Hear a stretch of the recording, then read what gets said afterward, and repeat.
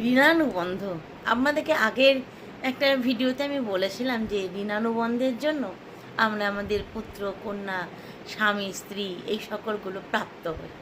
এবার আপনাদেরকে আমি এই ব্যাপারটা বোঝাই যে ঋণানুবন্ধ কী, ঋণানুবন্ধর কথা যেটি গরুড় পুরাণে লেখা আছে সেটি কী, সেটি জানতে হলে পুরো ভিডিওটা সাথে থাকার অনুরোধ রইল। আশা করি আপনাদেরকে সমৃদ্ধ করতে পারবো।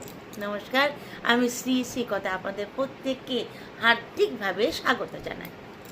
আমরা দেখুন কর্মব্যস্ত মানুষ, আমাদের সময় হয়ে ওঠে না বসে বসে বই পড়া বা অন্য কিছু ধর্মগ্রন্থ পড়া বলুন, সময় হয় না।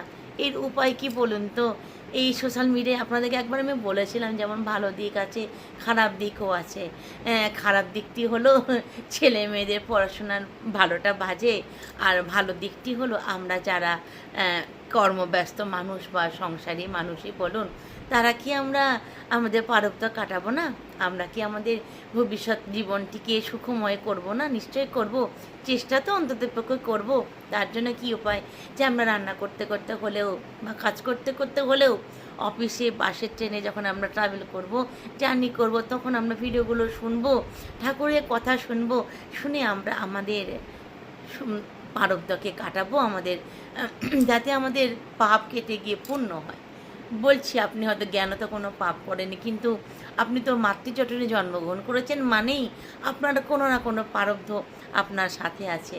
আগের ভিডিওতে আমি এই ব্যাপারে পুঙ্খানুপুঙ্খভাবে বলেছি, সেটি শুনলে হয়তো আপনারা ব্যাপারটি ভালোভাবে আরও ভালোভাবে বুঝতে পারবেন।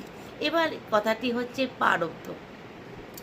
একটা মানুষ যখন জন্মগ্রহণ করে তখন সে তার প্রারব্ধ সাথে নিয়েই জন্মগ্রহণ করে। ভাবুন, যখন একটা মানুষ মানব শিশু তার মাতৃ জঠরে থাকে, সে এইভাবে হাত পা মুড়িয়ে খুব কষ্ট করে ওইটুকু মাতৃ জঠরের মধ্যে থাকে।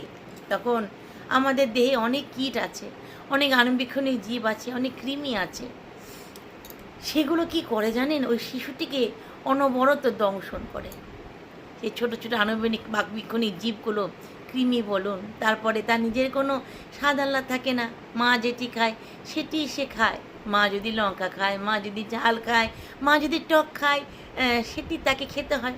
তার নিজের কোনো ইচ্ছে অনিচ্ছে কিছু থাকে না।